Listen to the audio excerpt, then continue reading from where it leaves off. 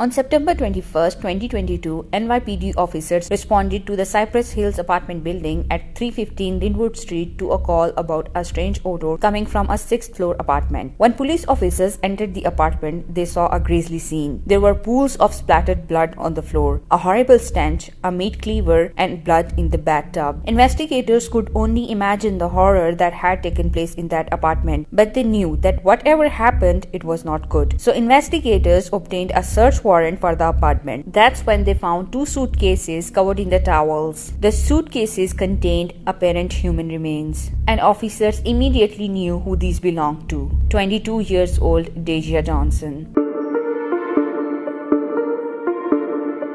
Deja Johnson was born in 2000. She was a loving, full of life girl. She was working at the Macy's as a part-timer. She wanted to finish school and wanted to be a teacher and help other people. She was living in the Cypress Hills apartment building at 315 Lindwood Street. The apartment building contains 100 units of affordable housing residing victims of the domestic violence and those enduring mental health crisis. It also houses recently released Rikers inmates.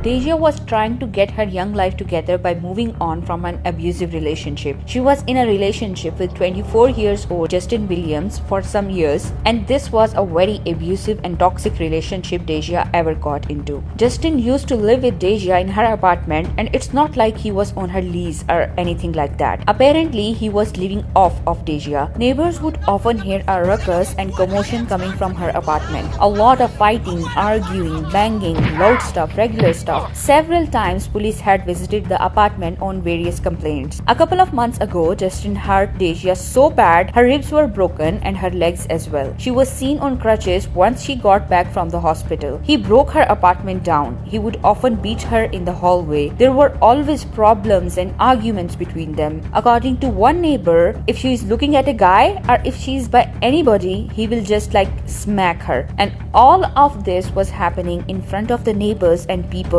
but they never interrupted. One neighbor said that they couldn't, and if they try to interrupt and stuff, they are putting themselves in a problem they can't solve. It's not like Deja did not try to get out of this relationship. She had already broken up with him. She had an active restraining orders against Justin Williams, which meant he was barred from being at her apartment. Justin had been arrested once in March 2022 for violating the restraining order by showing up at her apartment to pick up some of his belongings.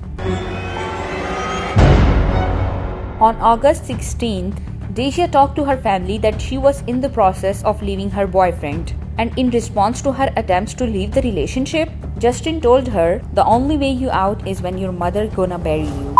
So on August 17, 2022, Justin Williams came in contact with Deja. They both came to Deja's apartment. Surveillance footage showed the pair coming in and going from her apartment between August 17th and 21st. Justin was once again living with her. On August 21st, Deja worked her shift at Macy's and returned home. She never exited her apartment again.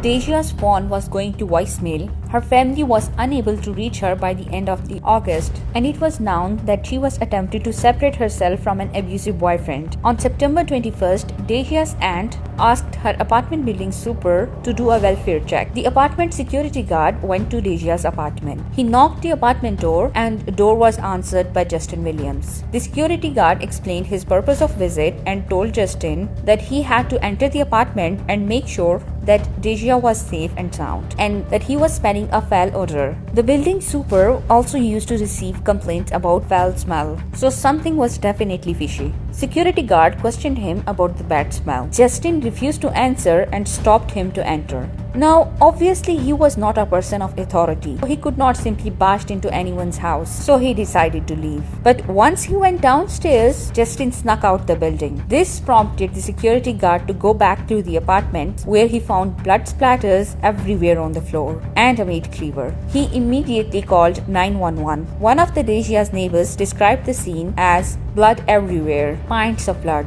You can imagine what happened to her. You know, she fought for her life. Authorities immediately responded. When police officers entered the apartment, they saw a grisly scene. There were pools of splattered blood, a meat cleaver, a horrible stench, and blood in the bathtub. So investigators obtained a search warrant for the apartment. That's when they found 2 suitcases covered in the towels. The suitcases contained apparent human remains, and officers immediately knew who these belonged to. New York law enforcement identified the body parts as belonging to Deja Johnson, who reportedly had not been seen by anybody in about a month. Deja's autopsy showed that she was stabbed 9 times. 5 times in the torso and 4 times in the back by Justin on the morning of August 22nd. That morning, she was last seen on surveillance footage. Her body was then dismembered and stuffed into 2 suitcases and kept in the apartment, where Justin stayed with her remains for a month. He used towels and cleaning products and always kept the apartment windows to cover up the smell. Justin was on a run and authorities were already looking for him alongside further investigating the incident. They went through the surveillance footage. They released photos of 5 women and 1 man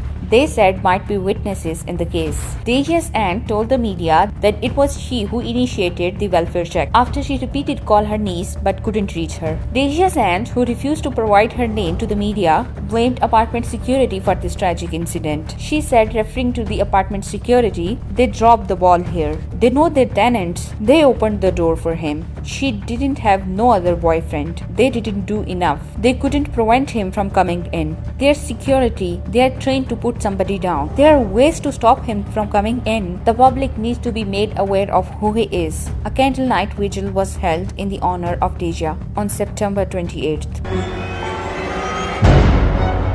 On October 1st, 2022, Justin was tracked down by the authorities and was arrested on unrelated assault, grand larceny, and bail jumping in Nassau County. In those Nassau cases, Justin was sought for escaping out on a second-degree assault rap for allegedly slugging a 66-year-old man in Freeport in June 2021, and on charges accusing him of stealing nearly $1,200 in merchandise in June 2020. He was allegedly a no-show in court on those cases since April 25, 2022, and a warrant was issued for his arrest on May 11th. He was held on $125,000 in connection to bail jumping cases, a move that kept him locked up while NYPD detectives continued to investigate Deja's murder. In an up to 2 hours interview with Brooklyn detectives on October 1st, Justin waived his right to remain silent and admitted to killing Deja Johnson and dismembering her body. Detectives picked up Justin from Nassau County, LI, and brought him to Brooklyn's 75th precinct on November 7th, where he was charged with 1 count of second-degree murder and 1 count of concealment of a human corpse in the death of Deja Johnson. The case is being prosecuted by Senior Assistant District Attorney Matthew Perry. The prosecution revealed that Justin had given Deja's government benefit card to another girlfriend, Tatiana Hackett, who had used the card 7 times since Deja's death, spending up to $500 at grocery stores. She was also arrested on charges including welfare fraud and identity theft. Although Tatiana benefited from the killing, authorities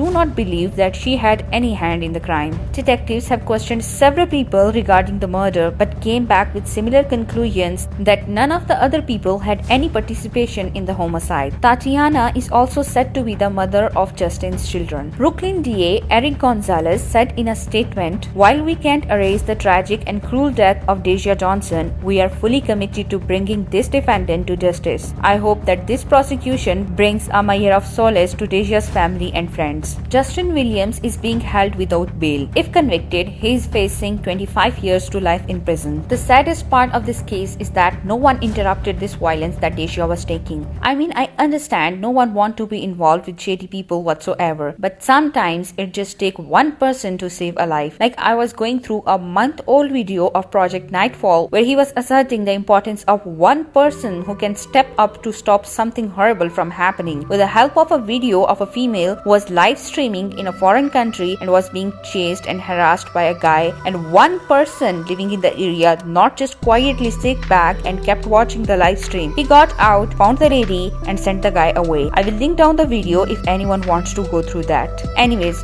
do tell me in the comments below what would you do if you saw something like this happening in front of you. Please drop a like if you liked the video and don't forget to subscribe for future videos, and I will see you in the next video. Bye.